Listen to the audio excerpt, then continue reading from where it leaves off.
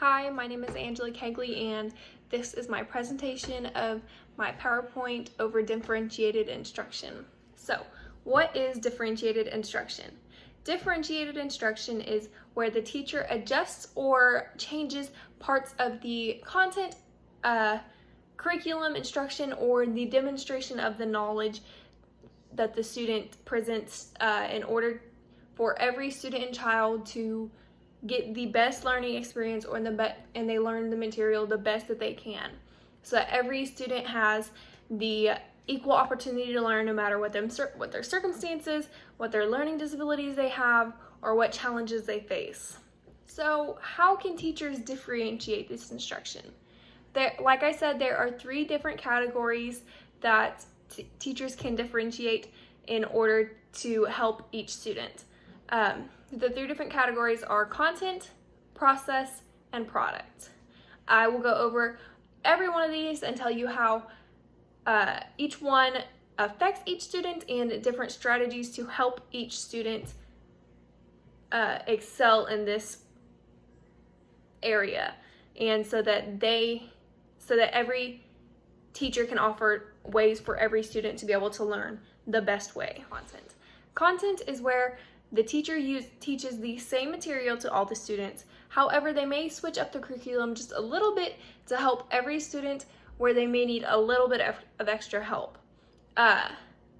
So teachers can differentiate the content between students by using different strategies. Some of these different strategies include tiered content, providing a variety of different materials for students, using different teaching styles, scaffolding, using learning contracts, and compacting.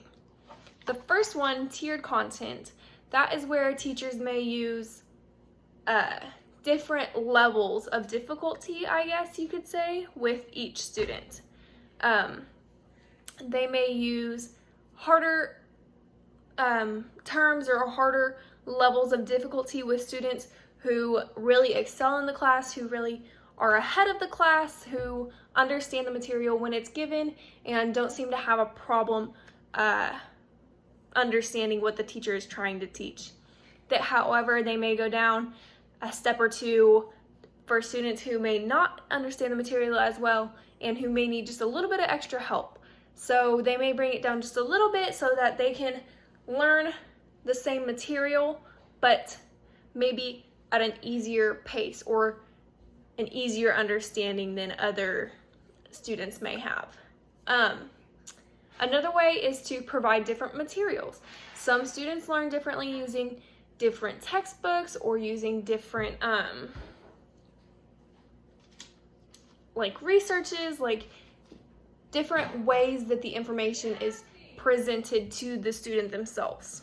I know personally, even in my college courses here through FHSU, some of my classes just use slideshows, and some of them use textbooks, and some of them use links to other websites. I know that personally some ways work a little bit better for me than it probably does other students, and it's really nice. Some classes offer several ways of presenting that information. The next way is using different teaching styles. Once again, it's just varies from student to student. Some teachers, I've heard stories of professors who just stand at the board and talk all day and just lecture and write on the board. I don't think that would work for me, but I mean, some students that does work for. Teachers who interact with the class or talk out ideas with the class, that's another teaching style that is favored. The next strategy would be scaffolding. Scaffolding is when the teacher brings in support, perhaps a para or a teacher's aide, someone who can help that student to understand the material, because maybe they just need a little bit of a further explanation while the teacher is lecturing or giving the information.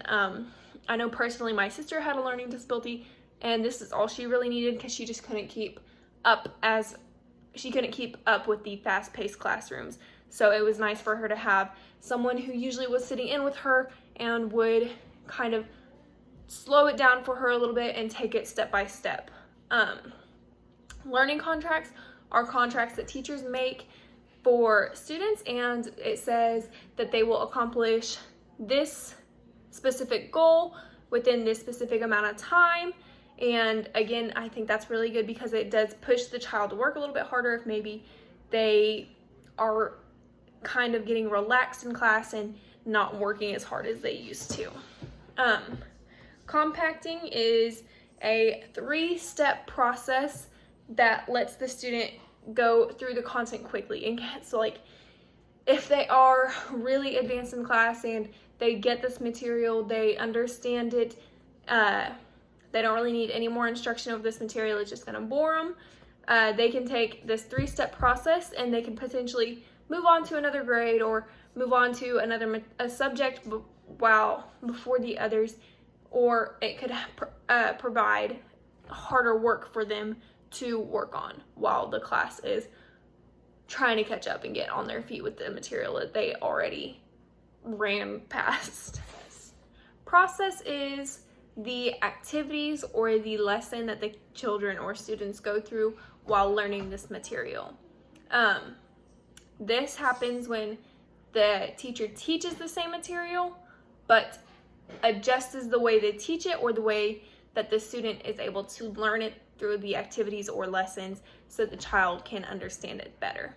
The different strategies listed for this element is tiered activities, learning centers, interactive journals, graphic organizers, jigsaw activities, and manipulatives. The first one, tiered activities, is very similar to the tiered content from the content page. It's pretty much just the students who are excelling get to do the harder work, and the students who need a little bit of extra work get to do a little easier or slowed down pace work. The next one is learning centers. I sat in with a first grade class my senior year, and we did learning centers every morning, and this was by far one of my favorite activities or ideas. And I remember when I was in kindergarten doing learning centers, and I think they are amazing and they help out really well. They let you go over different subjects and different activities at one time so that maybe a student isn't getting bored with one thing, or maybe students who need help in a little other subject get assigned to the subject they need help in instead of just moving past it. I know a friend of mine who is a teacher, and she did learning centers where she used to give them an assignment, and then after they finished that, she had learning centers set up around her room, and she knew what each student needed a little bit of help on, and she would tell them, hey, after you assignment, you go here, or you go here to this learning center. And it was pretty much just a bunch of little fun games or fun activities set up so that they get a little bit of extra practice in that subject. The next one is interactive journals.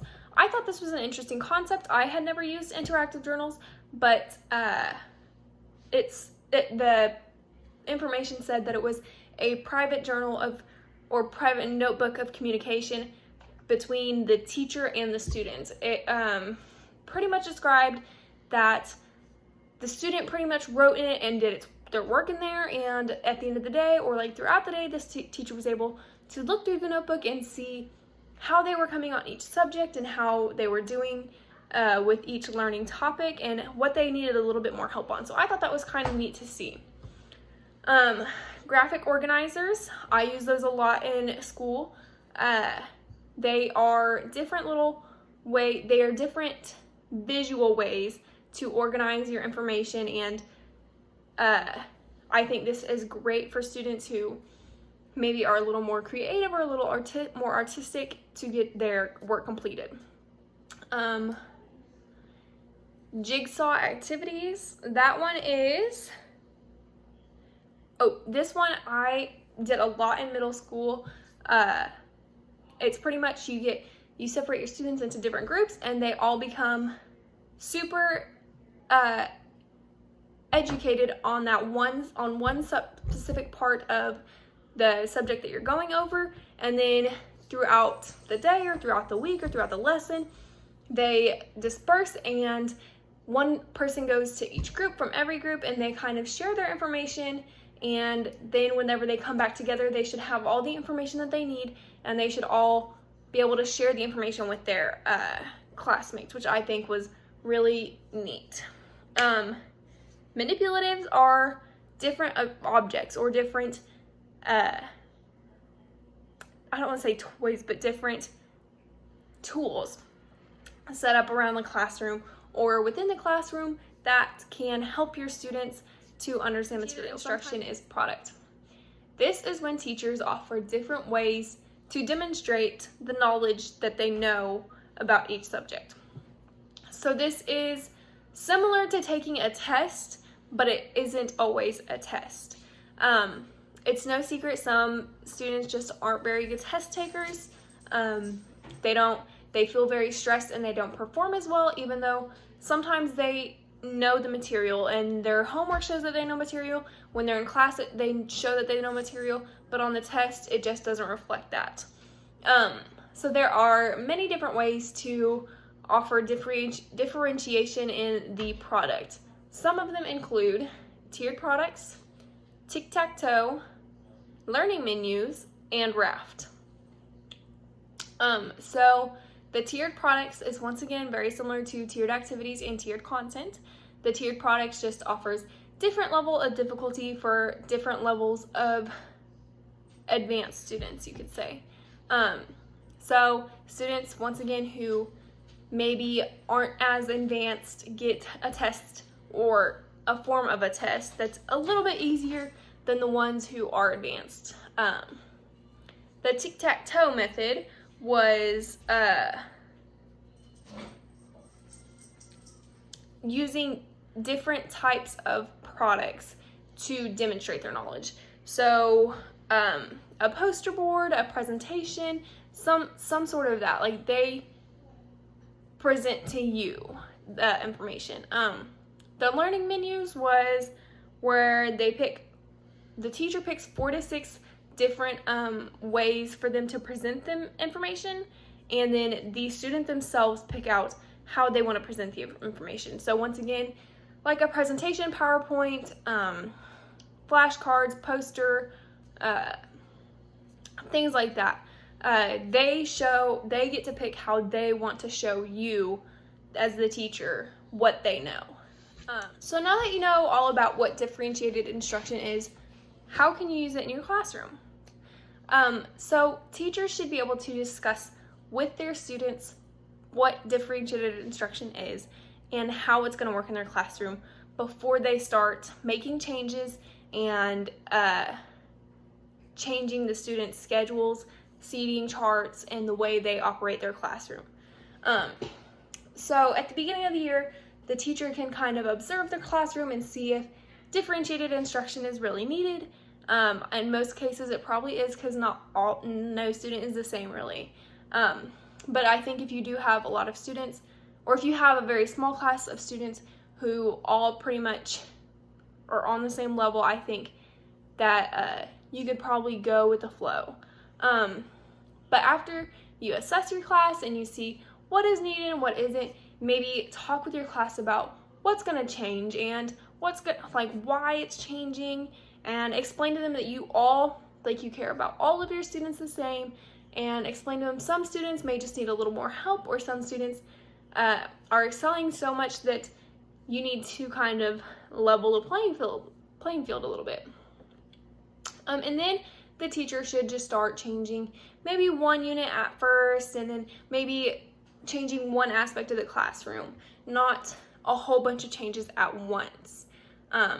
I think that's the best way to prepare your students for changing your instruction plan.